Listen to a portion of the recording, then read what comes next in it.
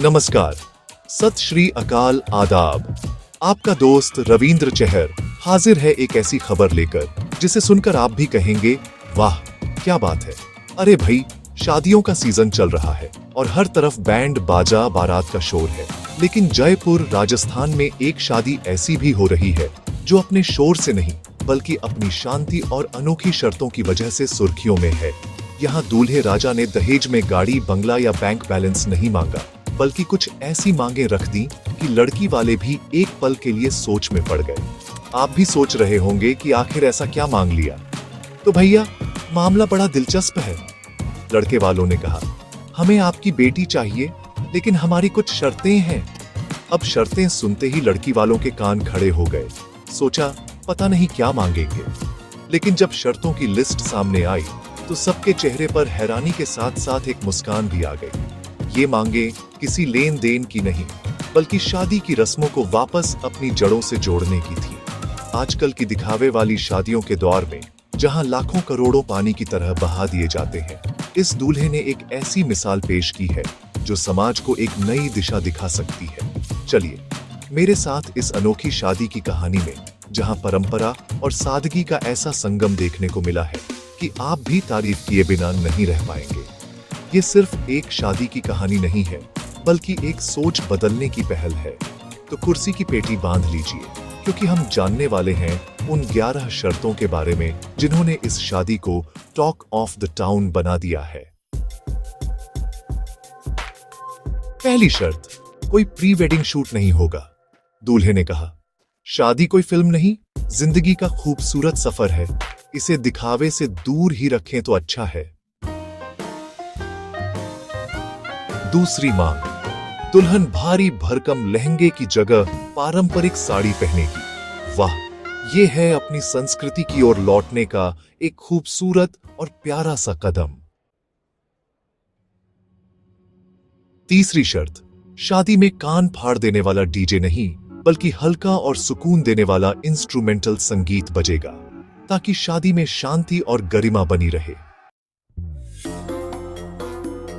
चौथी मांग, वरमाला के समय स्टेज पर दूल्हा दुल्हन के अलावा कोई तीसरा नहीं होगा। मतलब चाचा, मामा, फूफा कोई सेल्फी लेने के लिए धक्का मुक्की नहीं करेगा।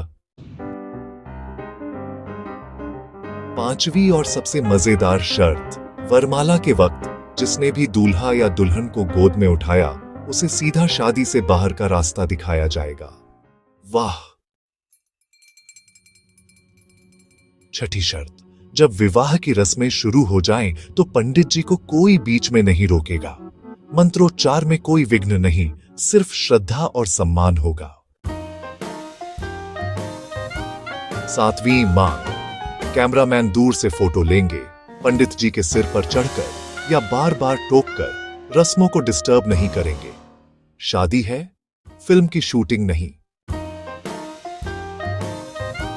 आठवीं शर्त, दूल्हा दुल्हन से उल्टे सीधे फिल्मी पॉज देने के लिए नहीं कहा जाएगा। फोटोग्राफी प्राकृतिक और गरिमामय होगी, ताकि यादें हमेशा खूबसूरत रहें। नौवीं मांग, शादी का पूरा कार्यक्रम दिन में होगा और शाम तक विदाई भी हो जाएगी, ताकि दूर से आए मेहमान और घर के बड़े बुजुर्ग आराम से घर पहुंच सकें। 10वीं शर्त, नवविवाहित जोड़े को सबके सामने गले लगने या असहज करने वाले किसी भी काम के लिए कहने वालों को भी शादी से निष्कासित कर दिया जाएगा। और 11वीं और आखिरी शर्त, विवाह समारोह में मांस मदिरा पूरी तरह से वर्जित होगी।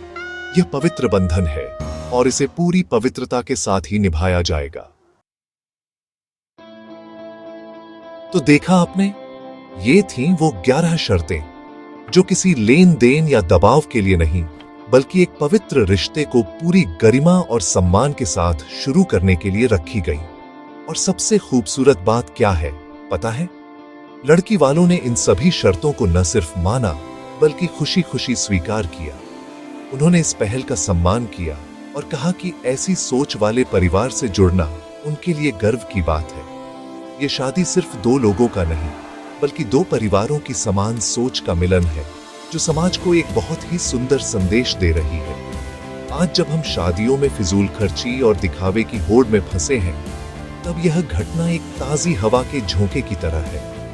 यह हमें याद दिलाती है कि शादी का असली मतलब दो आत्माओं का मिलन है, न कि दौलत का प्रदर्शन। समाज सुधार की बातें तो हम बहुत करते हैं, लेकिन असली सुधार तब होता है जब कोई इस तरह से आगे बढ़कर एक मिसाल कायम करता है।